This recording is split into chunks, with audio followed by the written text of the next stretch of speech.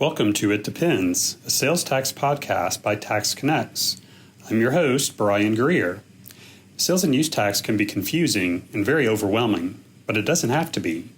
Whether you work in industry or at a CPA firm, or just someone who wants to stay informed about the latest sales tax laws, we've got you covered. Periodically, we'll explore different aspects of sales tax. So whether you're a tax pro or a novice, tune in and join us as we attempt to simplify the complexity of the sales tax world. This is It Depends, because with sales tax, there's rarely just one answer, and often that's our answer to many questions. It just depends.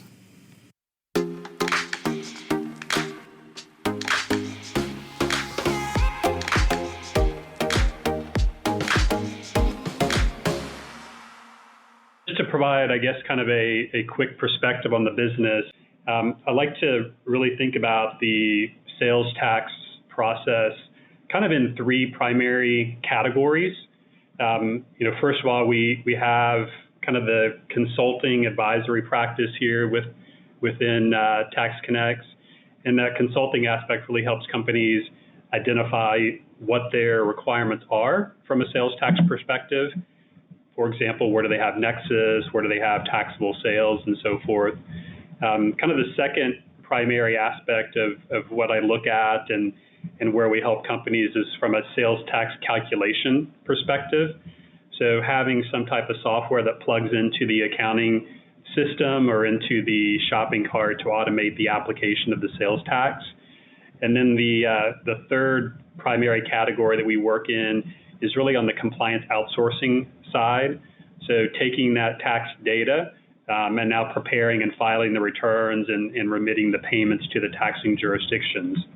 So today, I'm really going to kind of focus on the compliance outsourcing piece of this, not really talk too much about consulting or tax calculation, but really kind of focus on, hey, you're outsourced currently for at least the return preparation, filing, payment remittance. Maybe it's not working out great, and we'll talk about potentially changing or switching the compliance outsourcing providers. So we're really focused on that piece of it today.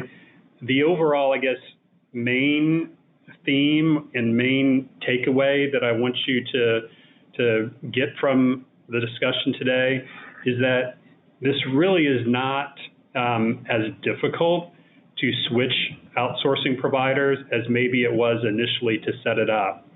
I think a lot of times when we first work with a company that maybe has an in-house process or maybe they don't have any kind of a process at all, there's a lot that goes into defining that outsourced relationship initially. We got to set up tax calendars, maybe there's registrations in new states. It could also include implementing a tax engine, defining what the data looks like in terms of what the data outputs are going to be for utilization for the compliance process. So there's a lot that goes into setting up this process initially, and sometimes it can be somewhat challenging. But I think once you've got that process established, it's a lot easier to kind of pick it up and move it somewhere else than it was to initially start it up. So we'll talk about that a little bit as well. So digging in here in terms of, really what the first, I guess, realization that maybe some of you have came to, or maybe you're kind of struggling with this right now is, do I have the right solution in place today? And, sometimes we get involved in these discussions about, potentially changing from a different provider to Tax Connects. And there's all kinds of, different potential issues and stories that we hear. I'm going to share with you a couple, and some of these are very extreme examples. I think a lot of times we hear, hey, we just don't have a lot of transparency into the process. Our cash isn't necessarily tying out to the data that we send. Maybe we don't have a good point of contact to be able to ask questions to. Just maybe an overall feeling that the customer support isn't as good or at the level that companies want it at. However, there are some extreme examples, and I'll just kind of quickly share some of these with you. And these are real examples that we walk into from time to time. Recently, I talked with a company that the outsourced provider was debiting the client's bank account. So when it came time to remitting the payment, the outsourced provider was set up as a debit pull, so they could go into the client's bank account, pull the cash, and then remit that to the taxing jurisdictions. Over a period of time, the outsourced provider had been pulling the wrong amount of tax, or cash, I should say, and seemingly doing it on purpose. But then, again, these are extreme examples, taking that cash, overstating and over-reporting the tax due, and then coming back behind and filing a refund claim and keeping that refund for themselves.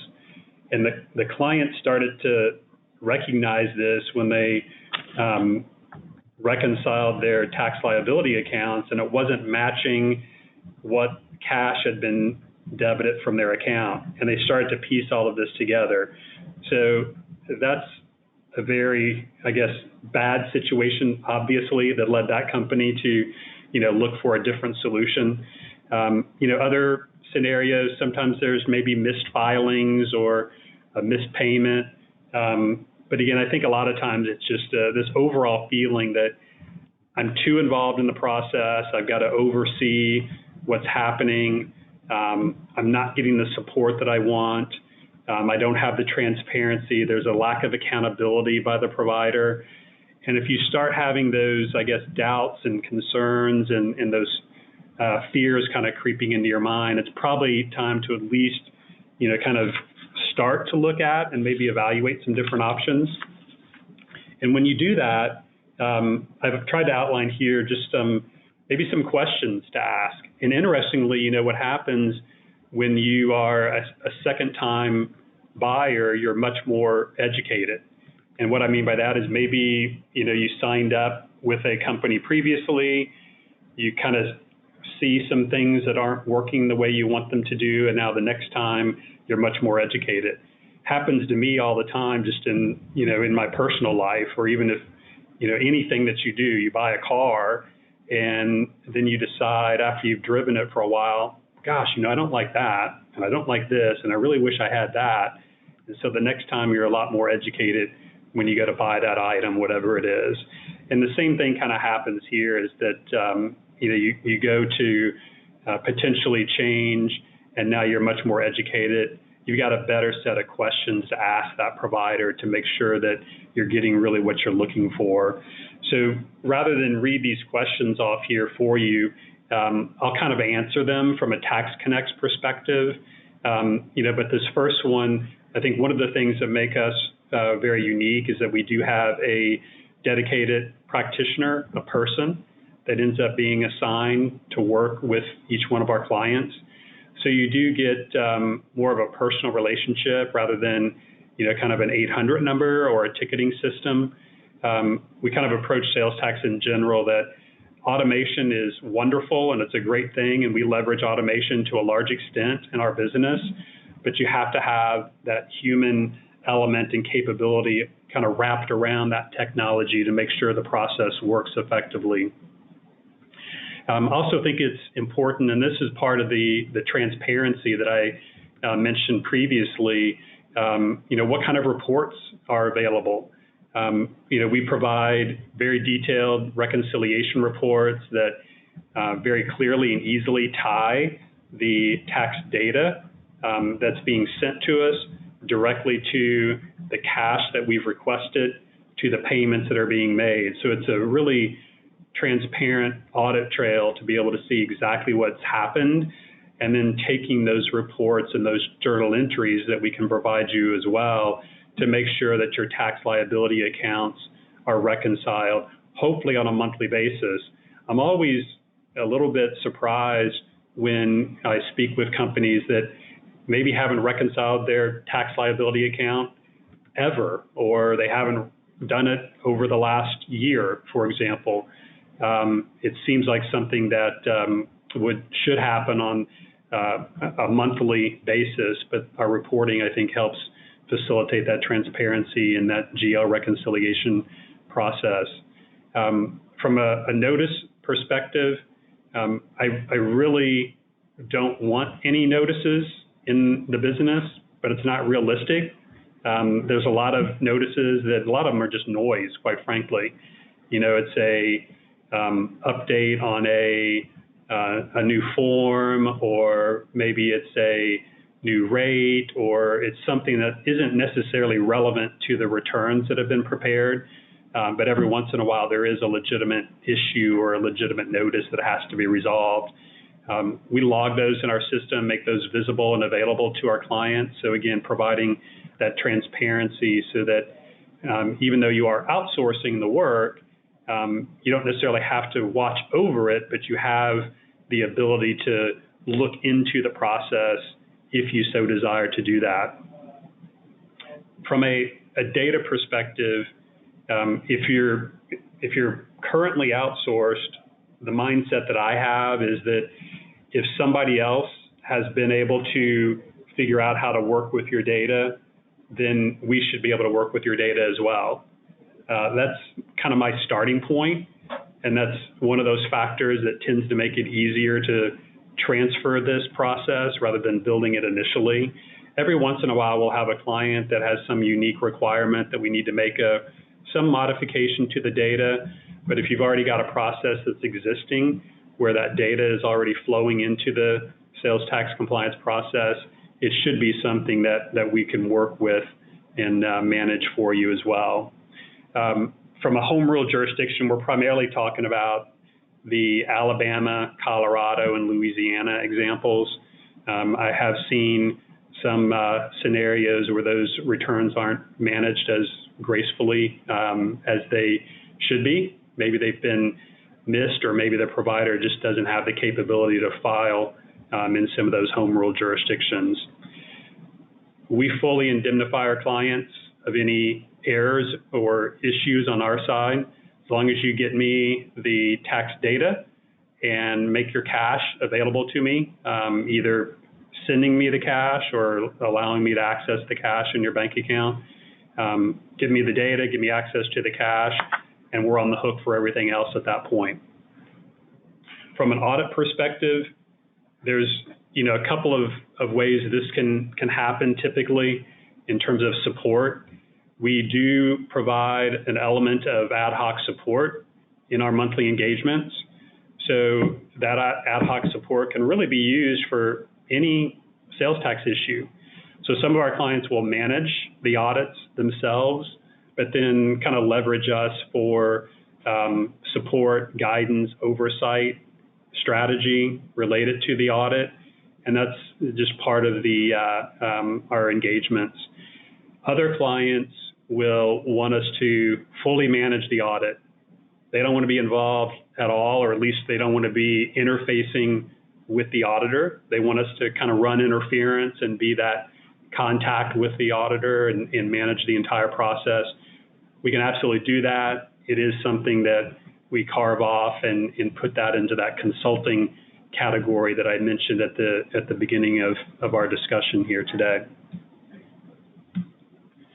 So once you feel like you've got an issue with your current provider, you've kind of interviewed new providers, you're starting to kind of narrow down your decision, and you're getting ready to actually make this transition, there's some important information that you need to get access to. I always encourage people to gather this documentation, certainly before making any announcement to your current provider. Most of the transitions that we work with from one provider to another, most of them work very smoothly, and the current provider is very accommodating and works with the client even though they're exiting. However, there are certainly some providers, and they tend to be the same providers that will often shut you off when you make that decision and won't help you secure this data and this information. So in my opinion, this is your data, this is your information. You just need to make sure that you've got access to all of this, prior to making that final decision, prior to making any kind of announcement to your current provider about switching. The tax calendar that I'm referencing here certainly has all of your tax IDs on it. It has your login credentials. It has any necessary passwords. Sometimes, and we'll talk about this in a little bit more detail, sometimes the outsourced provider has set up master logins for their personal use, and you don't have your own individual login. So understanding and gathering as much of that detail as possible, and knowing, for example, hey, here are my 30 states, I've got logins and e-file credentials for these 28, but these other 2 are being managed by my current provider. That's a really great information to know. It's something that we can work through that. We'll have to contact the states directly and get new e-file credentials issued, but it is something that we see on occasion where the company just doesn't have access or own those logins and passwords. So just make sure you've got access to all of this information. If you have any tax returns that are stored on your current provider's website that aren't available through the e-file site, make sure you get access to all of that as well. Sometimes there might be some local filings that aren't in an e-file location, or just depending on how far back the relationship goes, some of those e-file accounts may not have the historical data that you need. So make sure you've got access to those historical returns as well. It may be, fairly obvious, in terms of understanding termination requirements, but, really what we're looking at there is, you might have a 1-year agreement, and you might be in the middle of that agreement, and you might not be able to change, or you might have a 90-day cancellation notice. You definitely want to understand what that opportunity is from a ability to change providers, because the last thing you want to do is make this decision, maybe sign up with a new provider, and then find out that you can't cancel your current contract. So it's definitely a critical piece of the puzzle, but also kind of at the same time understanding really what's the transition time frame for the new provider. Is it a 45 days, 60 days, 90 days, whatever that case may be, so that you can kind of time that announcement of your migration so that it's timed appropriately when the new provider is able to get up and running. The last piece in terms of kind of getting ready to make this transition is really have a conversation and a dialogue about what do I do with notices that now come in for a prior period. So you've got a current provider that's preparing filing returns, maybe receiving some level of notices. Now you change providers. There's a likelihood that there's going to be notices from those prior periods. Well, what are you going to do with those? How are you going to resolve those? And specifically, you might be in one of those scenarios where you're not able to get great support from your prior provider. So a lot of times we have a dialogue around, what's the threshold of a notice issue that we say, let's just go ahead and pay it and move on. If it's $100, is it $200? There's some threshold where it's just not going to be worth the time and effort to try to get a response from your prior provider. So I think just recognizing that that's a potential issue and determining how you want to manage that prospectively is something that you need to think about. Now, what are some of the challenges? And I mentioned these before, but that the e-file login credentials, there's a couple of challenges here, and one of those is, provided you have the logins and passwords, all of these sites are going to have dual authentication as well. So even in those scenarios where you have logins and passwords, depending on where those authentication codes are sent, that may or may not be an issue. Sometimes we see those authentication codes are sent to an email or a cell phone number of an employee that no longer works at the company. And again, now what do you do? How do you get access to those e-file sites? We can work through that, but that now requires more time. So that's a potential challenge. A lot of our clients, certainly when we onboard them, and even some of them as we make the transition, they might have an email account set up where it's salestax@company.com or tax@company.com. So it's a more common mailbox. So those authentication codes would go to that common mailbox, and then you can set a distribution list on that common email box so that you can kind of work through that. The other piece that I mentioned before is if you do have a provider that has their own logins and passwords that they utilize to access the sites and then file for multiple companies at one time, they're certainly not going to give you those login credentials. And again, that's where we can contact the states and have the e-file credentials reissued. Sometimes that's going to take a power of attorney. There are certain states where even under a power of attorney, they're going to push back and they're going to say they need to speak to an actual representative of the company. So just kind of working together with you, we've never had an issue where we can't get these set up, but some of them may take a little bit longer and take a little bit more effort than others. And the second point here, from a challenge perspective, I mentioned and I think talked about pretty well, but it's just figuring out what do we want to do from a notice perspective in those prior periods, and maybe setting that threshold that says anything under a certain amount, we're just going to pay it and move on, rather than invest time, try to contact our previous provider and try to get them to resolve it.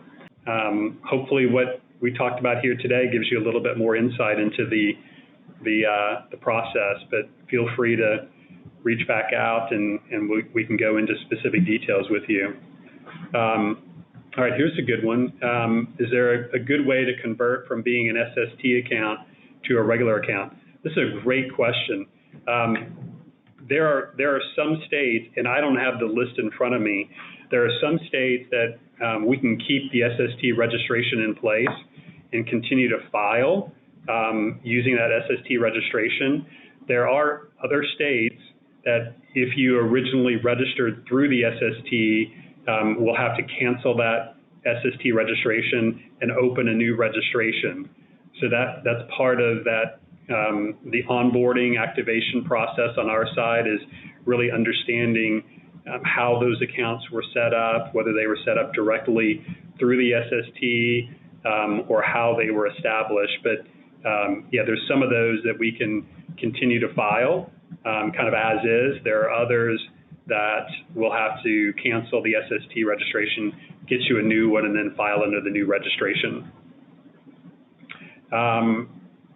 I think that's it. So again, hopefully this was beneficial for you to see and understand.